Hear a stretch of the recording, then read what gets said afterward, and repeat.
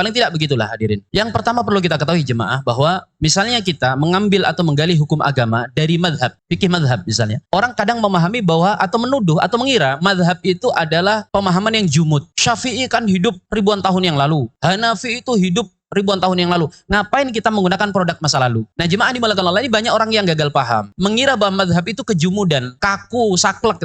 Padahal madhab itu open source, jemaah. Madhab itu mengalami pembaruan. Madhab itu kumpulan manusia yang hidup dalam satu sistem yang baku dan kemudian mereka terus melakukan pengembangan. Open source. Makanya antum jangan kira kalau bermadhab Syafi'i itu pasti ngikuti pendapat Imam Syafi'i. Siapa bilang jemaah? Makanya kadang ada orang suka lucu bikin meme. Ente ngaku imam madhabnya Syafi'i tapi bertentangan dengan Imam Syafi'i. Misalnya apa? Dalam pengiriman pahala kepada orang meninggal dunia misalnya. Jemaah dimuliakan Allah, Imam Nawawi itu banyak berbeda pendapat dengan Imam Syafi'inya. Nanti Imam Rafi'i itu menjadi rivalnya Imam Nawawi. Dan pendapat-pendapat dalam satu madhab itu ragamnya sangat banyak. Maka tuduhan bahwa madhab itu adalah kejumudan sangat tidak benar dan kelihatan kalau orang itu nggak paham apa itu madhab. Karena madhab itu selalu menjawab tantangan zaman. Cuma dengan apa? Dengan metode yang baku. Loh, terus apa gunanya Ustaz madhab Syafi'i atau menggunakan Hanafi? Yang dipakai adalah usul madhab. Usul madhab itu apa jemaah? Kerangka-kerangka kaidah. Kan untuk memahami Quran itu atau hadis ada kaidahnya kan? Contoh gini, kalau ada dua hadis yang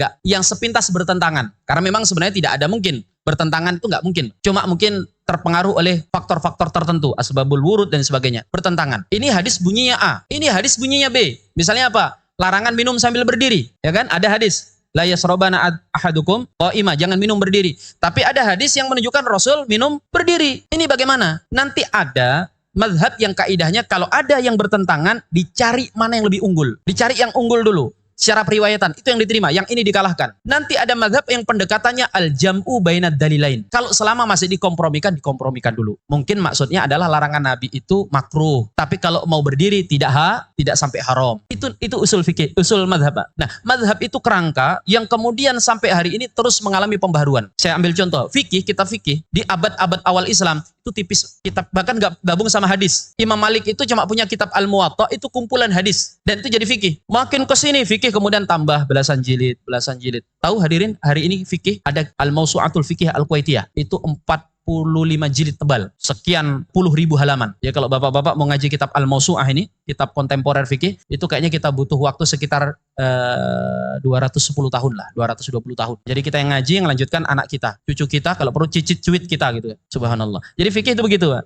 Nah, termasuk nanti kaitannya dengan masalah bid'ah, masalah ini gitu kan dan seterusnya. Sehingga jemaah dimuliakan Allah, bukan masalah keilmuannya. Karena dalam Islam tidak ada yang tidak ada jawabannya. Cuma masalahnya jawaban dari Al-Quran tidak kita pakai.